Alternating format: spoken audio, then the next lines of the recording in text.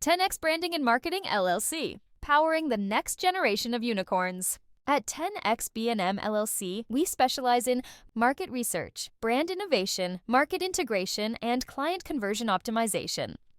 Our team of experts is dedicated to providing the strategic insights and innovative solutions needed to accelerate growth and unlock your company's full potential. Whether you're a startup looking to attract investors and your ideal clients, or an established business ready for market expansion, we're here to guide you every step of the way. Let 10x Branding and Marketing LLC fuel your journey to exceptional business success. Contact us now for a free consultation on how we can position your business to become a unicorn. Like it. I can't stop saying how much I love what you're saying and how much I'm learning here. And what I'm learning here is that your platform is not only about meditation, it's about group discussion and getting the group to open up and to be vulnerable. And as you mentioned that, I can reflect on many, many years of experience, and just let me share a scenario. You might be going through a situation and then you ask yourself, why me? Very often, you may be building a house and the contractors are underperforming and expect overpay and overtime. And you ask yourself, why me? And sometimes you feel alone in that space where the challenge is coming at you. But I do believe when you begin to open up and others begin to open up, you recognize that it's not you only. All right. And I think the opening up of and sharing of experience really helps you to understand how other people deal with their challenges. And, it helps you also to learn from that. So the sharing of, how to deal with pain and how to deal with progress and how to amplify progress. I do believe creating that space can be very therapeutic. Would that be the right word, therapeutic? I think so. And there's something else that I want to say before I hand back to you.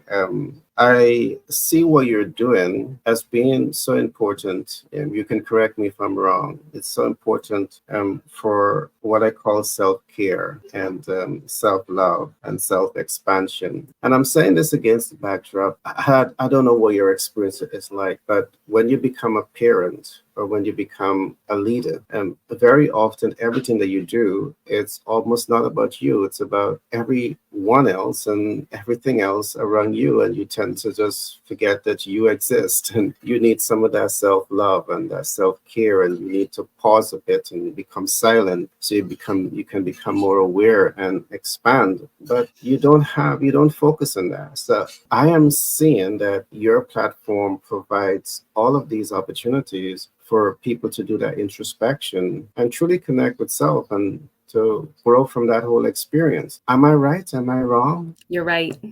And I want to give you encouragement to keep doing what you're doing, because I do believe that there are many persons in life today who really need to come out to and learn what is the Hatha yoga. And I do believe that information is power. And I love that you're here today, because moving forward, I know my listening audience will have a much better, clearer idea in terms of how Hatha yoga can help them. Because I think traditionally there is myths and there is misunderstanding of what it is. Some people think it's only sitting with your feet flat and you being silent and you listening to a song and you clearing the mind, and that's all. But I'm so happy and I'm so excited to hear that it's more than that. It's sharing of experiences and sharing of knowledge and wisdom. And I think that's one of the best way in which we can learn, is to learn from other people's experiences and learn how they deal and overcome with challenges and triumphs. And it can definitely help us to better lives. So keep doing what you're doing. Suzanna, I want us to talk a little bit now about your business is very young, and your business has tremendous potential to grow and to scale. What would you say are some of your short-term vision for your brand? Short-term vision for my brand. You're right. My business is young. It's like just over 2.5 years old. And so given that I built that from scratch, and I'm, building that brand, reaffirming that brand identity and fleshing out my offerings and getting more experience leveraging the skills that I trained for in coaching and yoga, women's circles, retreats. There's a whole lot of other business skills that I'm working on, bookkeeping, and my own marketing, et cetera, et cetera. The list just goes on. My short-term goal, while I continue showing up as a good quality full-time employee for my full-time communications role and sustainability that I hold down, is to continue mindfully building Hearts Alive's brand equity, engaging in more speaking opportunities to continue reaffirming my messaging in my own self and sharing it with the world, so that I have more opportunities to receive feedback from let's just say the world, like different places where I speak, to help guide where my business is going. And so it's really, practicing my message about Hearts Alive, reaching greater audiences, and continuing to flex my muscles as a facilitator, and gaining more business knowledge in certain areas where I am weaker, for example. So those are my short-term goals. Continue trainings, speaking, reaffirming messaging, and just building my business skills in certain areas. Great. Part of what you focus on is transformational retreats. Can we talk a little bit about what transformation retreats means to you? Sure. I think I touched on this a little bit before. It's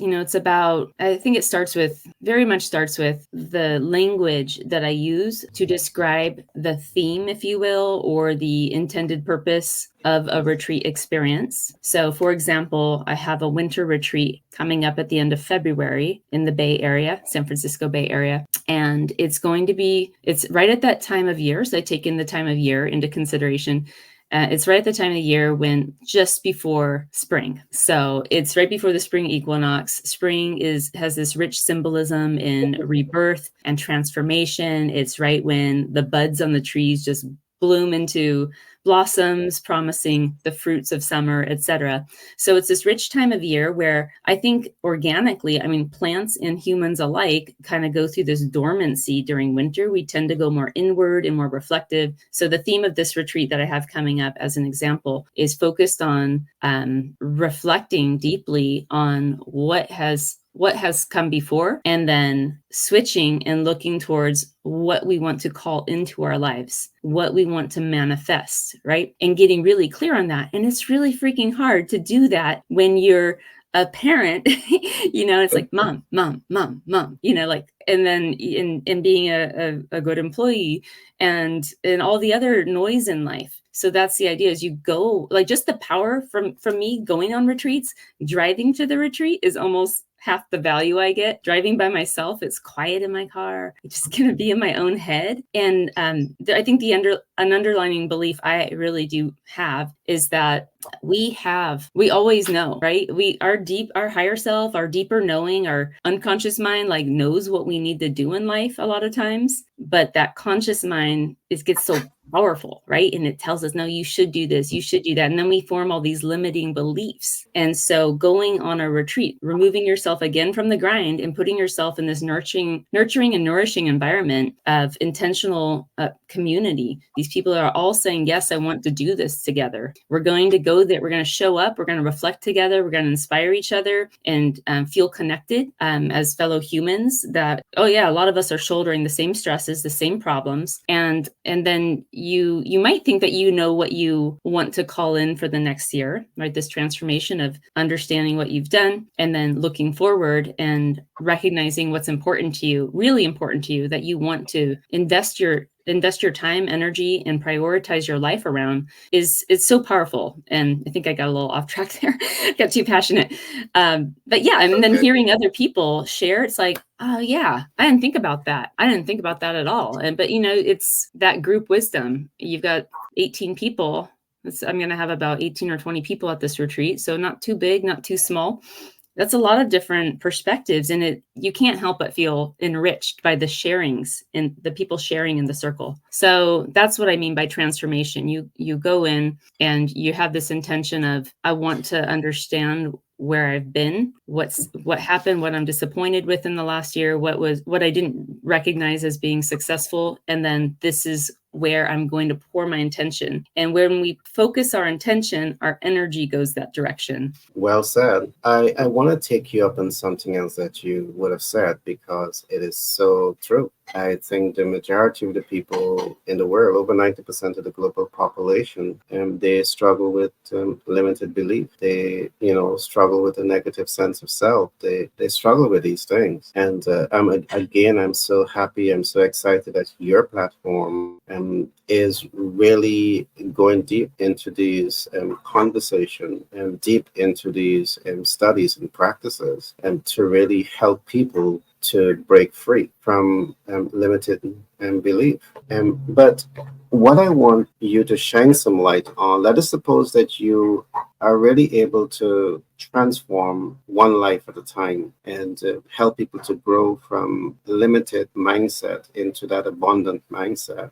What are the change that you want to see in their life that would make you say to yourself, hip, hip, I've done this again? Ah, gosh. Well, I think the conversation was working one-on-one with someone. Yeah. We would start by getting to know each other, of course, and building some intimacy and rapport, right? Because if I'm their coach and they don't feel safe with me, then we're probably not going to be a good fit. We need to be like a good energetic fit, and chemistry, right? There has to be chemistry there. And so we would start our relationship by getting to know each other. They'd probably share an intake form with me to give me some background or information, or they might not. And we would start by me asking them, what is it that you want to be coached on? Like, why are you here? What are your goals? And I might walk them through projections of like, where do you want to be? Where do you see yourself in a year? Where do you want to see yourself in 3 years and 5 years? And really kind of spurring that forward thinking thought again to create intention and give them a target that they're working for. And so how would I know that I would ask, one of my questions for them would be, how will you know that you've achieved the success that you want? And they might say, I'm not worried about finances anymore. I have abundance. Or I'm excited to log on and do my business, run my business, or show up for my job. My heart is full. Heart's alive, right? My heart is full. And because my professional needs are getting met, or I have more flexibility in my life and I can do these things that, flexibility isn't going to be somebody else's goal, but, so it's really about what the individual, what they perceive as success in their life. And I know if I'm successful as their coach because we're making forward movement towards their stated intended goals, and they're living they're living their success story. Basically, I don't know if I explained that correctly, but yeah, they're reporting that, oh my God, now I have that flexibility. I said I wanted more flexibility, and now I have more flexibility. So they're evolving and actualizing their dreams and their goals. What I'm taking away from what you're saying is that your interaction with your audience, you help them to develop like their personal life master plan. Because I do believe that each and every one of us, we should have our personal life master plan. For your business, you have a business plan. For building the house, you have a builder's plan drawing. But for your life, you're the greatest asset the world has ever known and will ever know, but you don't have your personal life master plan. So what I'm taking away is that your conversation, your interaction with them, your intimacy, and getting them to open up to you is really about helping them to develop that master plan for life. And what I'm hearing also is not just developing it, but you work with them and giving them the mentorship, the coaching, and you keep pushing them in the right direction to get to that goal that they have set for themselves. Am I correct here? You're correct. And also there's a sense of accountability too. When you're working with a coach, you're not, floundering through the life experience by yourself. You have somebody to report back to, like, hey, this is what I'm doing. This is, I meant to do this, but I didn't get to it. And then, the coaching relationship, depending on how self-driven some people are, I mean, the coach can help the client stay accountable to their goals. So yes, you are right. Love that. All right, Michelle, we're about to wrap up here. You're a mother, you are a wife, you are a mentor, you're a coach, you are a businesswoman, and you have so much on the your title. But before we wrap up here today, is there anything that you want to say that perhaps I didn't ask a question in alignment with that? I want to give you the opportunity to say it now. I appreciate that, but I feel complete. Awesome. Well, Michelle, this is our, one of many interviews that we are going to be doing because I do believe that what you're doing, I do believe that you can be a light, you can be an inspiration, and you can be an empowerment to so many persons across the world. And so I'm looking forward to having so many more conversation with you on your platform and how your platform can truly touch and transform the lives of people all around the world. I'd be honored to speak You're most again. welcome. Gary Thompson, the sales communication professional, best-selling author and private equity investor, says, master the client conversion ladder and optimize your business success. He continues, many rising stars in business try to get from A to Z in a split second in the client conversion journey. That approach will set you up for frustration, time, money, and effort being wasted. The alphabet has 26 letters. Each letter has great significance in words formation and in human expression. The client conversion process has many steps, and when these steps are overlooked, it negatively influences your ability to attract and communicate with the ideal client. You must invest in breaking through the know, like, and trust barriers that allow you to win in business. He went on to say, the first step in your client conversion journey begins with relationships. 1. Fill the relationship gaps. 2. Leverage relationships to overcome client rejection. 3. And position your brand to stand out in the market. Gary wants you to be successful and invites you to call us today to help you master the client conversion ladder, optimize your brand recognition, and increase the cash flow of your business.